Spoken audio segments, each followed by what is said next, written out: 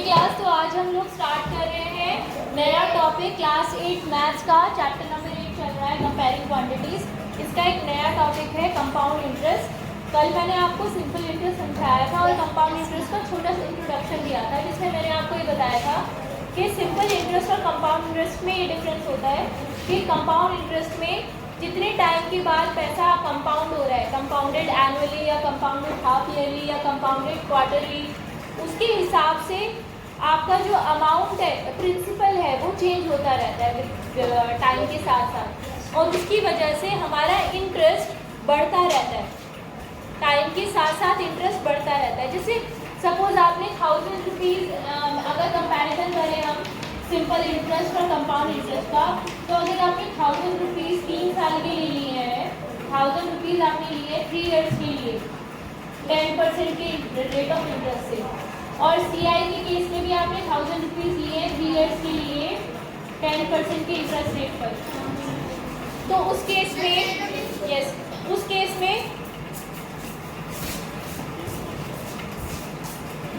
उस केस में ये जो आपका पैसा होगा सिंपल इंटरेस्ट के केस में हर साल 3 साल है जैसे, तो पहले साल के एंड में जो पैसा आएगा है ना, जो इंटरेस्ट बनेगा वो रहेगा। अगले साल सेकंड ईयर में जो इंटरेस्ट बनेगा वो रहेगा, वो भी सेम होगा। थर्ड ईयर में जो इंटरेस्ट बनेगा वो भी सेम रहेगा। इंटरेस्ट सेम रहता है, कंपाउंड इंटरेस्ट तीनों साल इंटरेस्ट आपका सेम रहेगा। लेकिन यहाँ पर क्या होगा, मतलब जैसे अगर आप फर्स्ट ईयर के लिए प्रिंसिपल रखोगे P1, फर्स्ट ईयर के लिए जो प्रिंसिपल होगा वो भी 1000 होगा। P2 सेकेंड ईयर के लिए जो प्रिंसिपल होगा वो भी 1000 होगा। थर्ड ईयर के लिए जो प्रिंसिपल होगा वो भी 1000 होगा।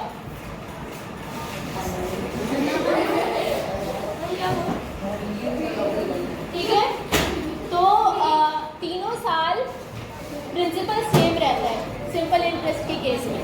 लेकिन यहाँ पर क्या होता है, पहले साल के लिए प्रिंसिपल 1000 है, सेकेंड ईयर के लिए 1000 पे जो इंटरेस्ट लगा पहले साल में, मान लो 10 रुपये इंटरेस्ट लगा, एक एग्जाम्पल लेते हैं, 10 रुपीज़ का इंटरेस्ट लगा, तो 1010 बन गया। तो पहले साल के एंड में जो अमाउंट होगा ना, वो सेकेंड ईयर के लिए प्रिंसिपल बन जाएगा। तो सेकेंड ईयर के लिए जो प्रिंसिपल होगा वो होगा 1010। अब इस 1010 पे इंटरेस्ट लगेगा, तो इंटरेस्ट इस साल और ज़्यादा लगेगा क्योंकि प्रिंसिपल बढ़ चुका है, तो इंटरेस्ट भी बढ़ेगा, जाहिर सी बात है। तो इंटरेस्ट बढ़ेगा, मान लो अब की बार हो गया 15 रुपये इंटरेस्ट बना, 15 रुपीज़ इंटरेस्ट बना।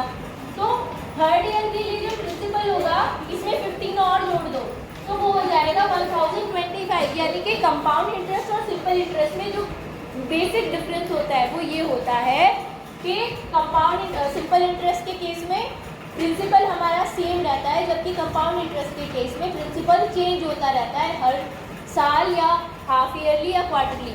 अभी तो अगर हम कहें कि ये एनुअली कंपाउंड हो रहा है, इंटरेस्ट कैसे कंपाउंड हो रहा है, एनुअली। इसका मतलब क्या है, इसका मतलब है कि हर एक साल के बाद प्रिंसिपल चेंज हो रहा है। अगर नहीं, ऐसा ही नहीं होता। अगर मैंने यहाँ कंपाउंडेड एनुअली की बजाय कंपाउंडेड हाफ ईयरली लिखा होता, इसका मतलब क्या था कि हर 6 महीने के बाद प्रिंसिपल चेंज होता। प्रिंसिपल अमाउंट जो है हमारा, प्रिंसिपल मनी जो है, वो हर 6 मंथ्स के बाद चेंज होगा। पहले 6 मंथ्स में इतना, अच्छा कितनी बार प्रिंसिपल बनेगा, 6 मंथ्स है तो 3 इयर्स के हिसाब से कितनी बार चेंज होगा, 6 टाइम। ठीक है, 6 अलग अलग प्रिंसिपल्स बनेंगे। समझ में आया? ठीक है, ये मैंने बहुत बेसिक तरीके से आपको बेसिक डिफरेंस बताया। हालांकि आपकी बुक में जनरली लोग क्या करते हैं, बच्चे क्या करते हैं, सिर्फ फॉर्मूलेस याद कर लेते हैं।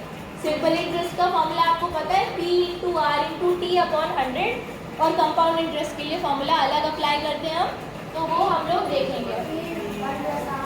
आप देख रही,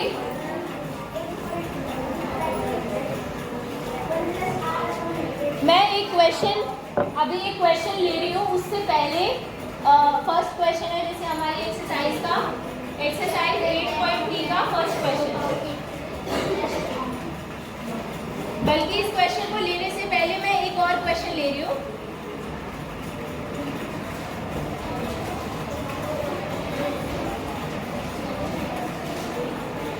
बेटा आप लोग अपनी बुक में पेज नंबर 127 ओपन कीजिए। पेज नंबर 127 ओपन कीजिए। पेज नंबर 127 में आपको कंपैरिजन करके दिखाया गया है कंपाउंड इंटरेस्ट और सिंपल इंटरेस्ट का। आप ध्यान से देखिए, फर्स्ट 3 साल के लिए कोई अमाउंट बोरो किया गया, अमाउंट कितना है 100 रुपीज़। प्रिंसिपल अमाउंट देखो सिंपल इंटरेस्ट में के वाले कॉलम में देखिए 100 रुपीज़ है और कंपाउंड इंटरेस्ट के केस में भी देखो 100 रुपीज़ है। SI और CI प्रिंसिपल कितना है यहाँ पे 100 रुपीज़, यहाँ पर भी प्रिंसिपल 100 रुपीज़ जब शुरुआत हुई। उसके बाद में इंटरेस्ट लगा, इंटरेस्ट की रेट 10% है, इंटरेस्ट रेट 10% है, तो इंटरेस्ट लगा 1 साल का इंटरेस्ट लगा 10 रुपीज़ और हमारा अमाउंट बन गया 110। यानी उस साल के एंड में ये 100 रुपये ब्याज लगकर इंटरेस्ट लगकर 110 रुपये बन गए, यहाँ भी और यहाँ पर भी। ठीक है, तो यहाँ पर टोटल कितना हो गया, यहाँ पर भी 110। अब अंतर यहाँ से आना शुरू हुआ, ये कंपाउंड इंटरेस्ट है जो एनुअली कंपाउंड हो रहा है। अगर हम ये माने कि यहाँ पर ये कंपाउंड इंटरेस्ट एनुअली कंपाउंड हो रहा है, तो अंतर क्या है आप देखो यहाँ टेबल में। सेकेंड ईयर के लिए प्रिंसिपल सिंपल इंटरेस्ट के केस में 100 रुपये की रहा, लेकिन कंपाउंड इंटरेस्ट के केस में जो प्रिंसिपल रहा वो कितना रहा 110। देख रहे हो ना टेबल में दिया हुआ है, तो ये डिफरेंस है, ये 110। अब इसमें इंटरेस्ट लगा, इसमें इंटरेस्ट लगा, अगेन वही इतना ही लगेगा 10 रुपये का 110। ठीक है, सेकेंड ईयर की लास्ट में 110 पहले वाले और 10 रुपये अब लगा इंटरेस्ट, तो 120 हो गए टोटल। ये तो इंटरेस्ट था, सेकेंड ईयर का इंटरेस्ट था। पीछे वाला अमाउंट 110 तो हमें देना ही था फर्स्ट ईयर के एंड में, 10 रुपये इस साल का इंटरेस्ट है वो और जोड़ दो तो ये हो जाएगा 120 रुपये। अगर हम सेकेंड ईयर की लास्ट में पैसे वापस करते हैं तो हमें 120 रुपये देते हैं, 10 रुपये पहले साल का इंटरेस्ट और 10 रुपये सेकेंड ईयर का इंटरेस्ट। समझ में आ रहा है ना। अगर कंपाउंड इंटरेस्ट की बात करें तो क्योंकि इस बार प्रिंसिपल चेंज हो चुका है 110, तो हमारा इंटरेस्ट भी चेंज हो जाएगा, इंटरेस्ट बढ़ जाएगा। 10 की बजाय इस बार कितने रुपए हो जाएंगे 11 रुपये। तो अगर हम सेकेंड ईयर के लास्ट में पैसे देते हैं वापस उसको, जिससे भी हमने लिए हैं, अगर हम सेकेंड ईयर के लास्ट में देते हैं तो 110 पहले साल के एंड में देने थे, उसमें इस साल का इंटरेस्ट सेकेंड ईयर का इंटरेस्ट कितना है 11 रुपये, कितने हो गए 121। हाँ, तो फिर इसे सिंपल इंटरेस्ट के फॉर्म में कैलकुलेट किया जाएगा। उस ऐसे क्वेश्चन हमारे पास आएंगे। यस तनुज, हर महीने नहीं देने हैं, वो जब आपका टाइम ड्यूरेशन कंप्लीट हो जाता है उसके बाद लौटाए जाते हैं पैसे। ठीक है, तो यहाँ पर 121 रुपये बने। अब तीसरा साल तो अभी भी बचा है ना, थर्ड ईयर के लिए देखते हैं। थर्ड ईयर के लिए सिंपल इंटरेस्ट में तो सेम ही प्रिंसिपल रहता है 100 रुपीज़, इंटरेस्ट भी सेम ही रहेगा 10 रुपीज़ इंटरेस्ट आएगा। सेकेंड ईयर के एंड तक बन चुके थे टोटल अमाउंट 120 जो वापस करने थे, उसमें इस साल का इंटरेस्ट और जोड़ दो तो 120 + 10 कितना हो गया 130। अब उसे 3 साल के एंड में इतने पैसे वापस करने हैं 130 रुपये, जिसमें 10-10 करके 3 साल का इंटरेस्ट जुड़ चुके हैं 30 रुपये। समझ में आ गया? ये सिंपल इंटरेस्ट था। अब कंपाउंड इंटरेस्ट में देखते हैं थर्ड ईयर में क्या होगा। अच्छा मुझे बताओ थर्ड ईयर में प्रिंसिपल क्या होगा कंपाउंड इंटरेस्ट का 121। ये जो अमाउंट बन चुका था ना सेकेंड ईयर तक, वो थर्ड ईयर के लिए प्रिंसिपल बन जाएगा। 121 रुपये प्रिंसिपल होगा, इस पे इंटरेस्ट लगेगा। जैसे देखो यहाँ पे जो टोटल अमाउंट 110 था वो सेकेंड ईयर के लिए प्रिंसिपल बन गया था, ऐसे यहाँ पे जो सेकेंड ईयर का अमाउंट है वो थर्ड ईयर, सेकेंड ईयर का अमाउंट है वो थर्ड ईयर के लिए प्रिंसिपल बन जाएगा। इंटरेस्ट कितना होगा? इंटरेस्ट इस पे ऑब्वियस सी बात है, क्या आपको लगता है अभी भी इंटरेस्ट 11 रुपये बनेगा? नहीं, जब प्रिंसिपल बढ़ चुका है 110 था पहले, अब 121 हो चुका है, तो इंटरेस्ट भी ज़्यादा लगेगा। इंटरेस्ट लग रहा है मान लीजिए 12 रुपये, 12 रुपये इंटरेस्ट लग रहा है आपकी बात। तो अब अमाउंट कितना बना टोटल जो वापस करना है, वो बनेगा 121 + 12 कितना हो गया 130। 133 लौटाने। तो अगर कंपाउंड इंटरेस्ट होता है तो कंपाउंड कभी भी आप लोन अगर लेंगे तो आप कभी नहीं चाहेंगे कि आपको लोन कंपाउंड इंटरेस्ट पे मिले। लेकिन आप अगर कोई डिपॉजिट करा रहे हैं, बैंक में डिपॉजिट करा रहे हैं जिसमें बैंक आपको इंटरेस्ट देता है, आपने कुछ जैसे फिक्स डिपॉजिट और आरडी के केस में होता है रिकरिंग डिपॉजिट। आरडी का मतलब होता है रिकरिंग डिपॉजिट और एफडी का मतलब होता है फिक्स डिपॉजिट। आपने बैंक में कुछ पैसे जमा कराए, बैंक ओवर द टाइम आपको उस पर कुछ इंटरेस्ट देगा और फिर फाइनली पैसे थोड़ा सा बढ़कर आपको मिलेंगे कुछ टाइम के बाद में। तो आप क्या चाहोगे, आपका पैसा सिंपल इंटरेस्ट पे अपने पास बैंक रखे या कंपाउंड इंटरेस्ट पे रखे? कंपाउंड इंटरेस्ट के केस में फायदा होगा आपको, है ना। लेकिन आप लोन लोगे तो सिंपल इंटरेस्ट के केस में फायदा होगा। समझ में आया? दोनों के बीच का डिफरेंस अच्छे से समझ आ गया? Very good. अब हम सिंपल इंटरेस्ट के लिए जो हमने फॉर्मूला याद किया था P into R into E upon 100, ये जो हमने फॉर्मूला डिडक्ट किया था एक्चुअली ये इंटरेस्ट निकालने का फॉर्मूला था, सिंपल इंटरेस्ट निकालने का फॉर्मूला था। लेकिन जो CI के केस में आपकी बुक में फॉर्मूला दिया हुआ है जो आपने याद किया है, ये बात अच्छे से याद रखना, वो इंटरेस्ट निकालने का फॉर्मूला नहीं है, वो डायरेक्ट अमाउंट निकालने का फॉर्मूला है। That is the formula to find out the amount. Amount क्या होता है? Principal plus interest. प्रिंसिपल में इंटरेस्ट जोड़ने के बाद जो फाइनल अमाउंट बनता है उसका फॉर्मूला हमें पता है CI के लिए। तो देखिए क्या होता है फॉर्मूला, वो मैं बता देती हूँ। अगर आपको अमाउंट कैलकुलेट करना है तो formula is P 1 plus R upon 100 bracket power n। यही फॉर्मूला आपने पढ़ा है बुक में, देखो पेज नंबर 128, पेज नंबर 128 पर दे रखे हैं। अब यहाँ पे समझ लेते हैं P क्या है, R क्या है, N क्या है, क्या चीज़ें हैं ये समझ लेते हैं, ठीक है। तो बेटा देखिए आपकी समरी में भी दिया हुआ है इसकी definition. P is the principal, ये आपको नोट करना है। P is the principal, R is the rate of interest, rate of interest, R is the rate of interest. N क्या है, क्या लगता है आपका क्या होगा? नंबर ऑफ ईयर्स, ठीक है, नंबर ऑफ ईयर्स या टाइम पीरियड।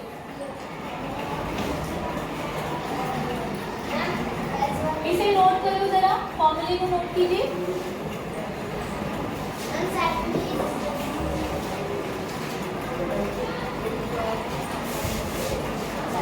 एक और फॉर्मूला मैं आपको यहाँ पर लिखवाऊंगी।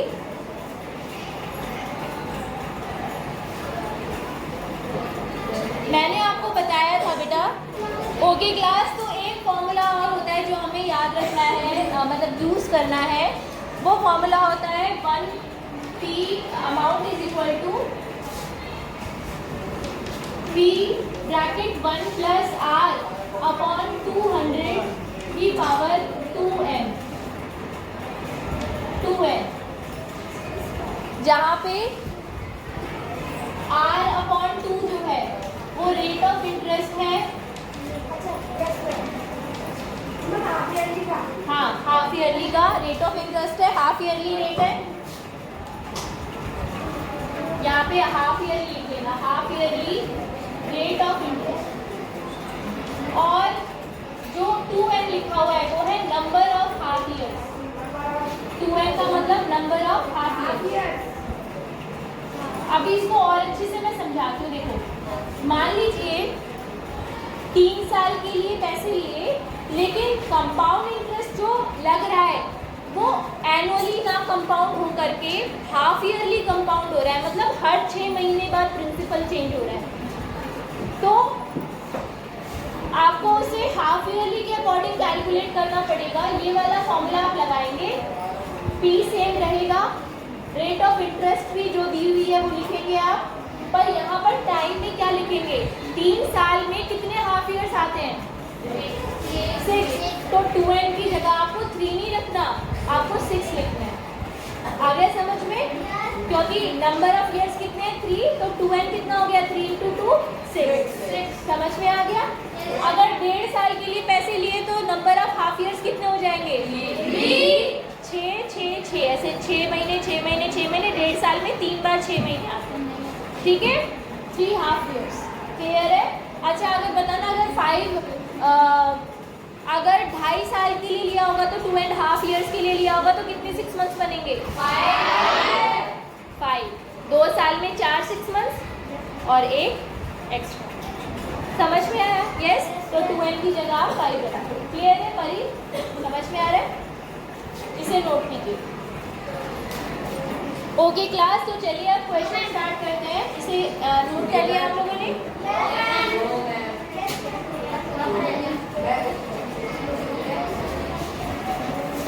Exercise 8.3 question number 1।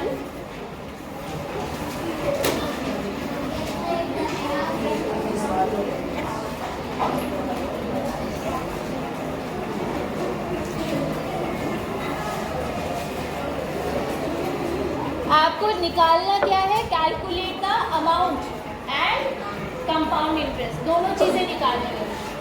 Calculate the amount and the compound interest. हम लोग कर रहे हैं एक्सरसाइज 8.3 क्वेश्चन नंबर 1, दूसरी चौक, first part. ₹10,800 for 3 years at 12.5% per annum compounded annually। ये तो सिंपल वाला केस है एक्चुअली। तो मुझे बताओ बेटा, फी कितना दिया हुआ है आपको क्वेश्चन में? 10,800। आर कितनी दी हुई है? 12.5।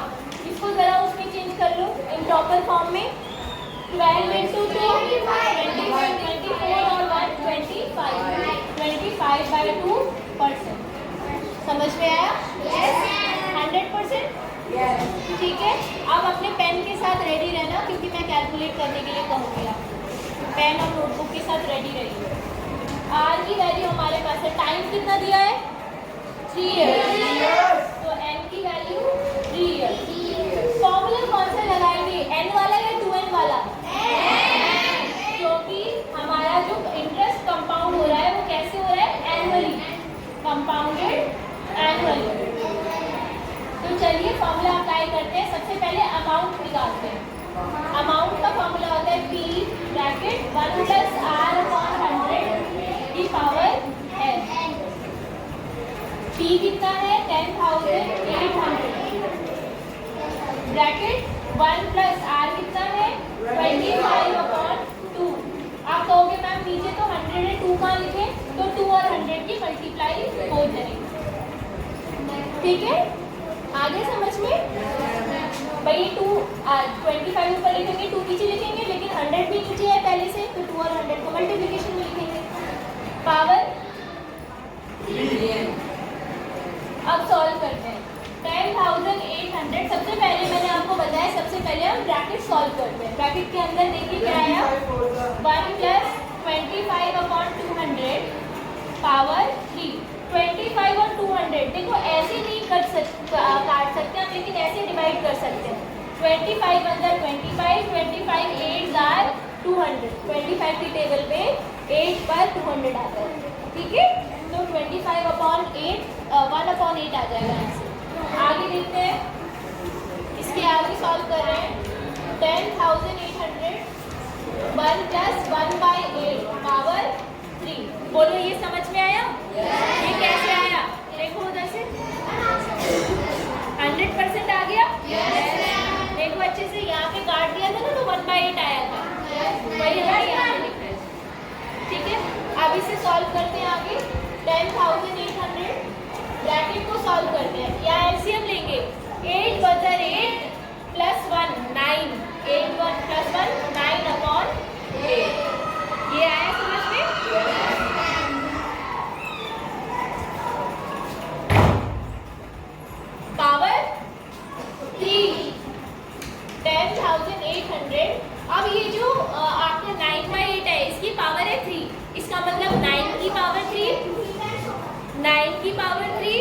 अपॉन 8 की पावर 3। अगर आपको डाउट है ना, अगर डाउट है तो आप इसे ऐसे भी लिख सकते हो 3 बार मल्टीप्लिकेशन में। क्यूब पढ़ा था ना हमने, क्यूब का मतलब क्या होता था? 3 बार मल्टीप्लाई उस चीज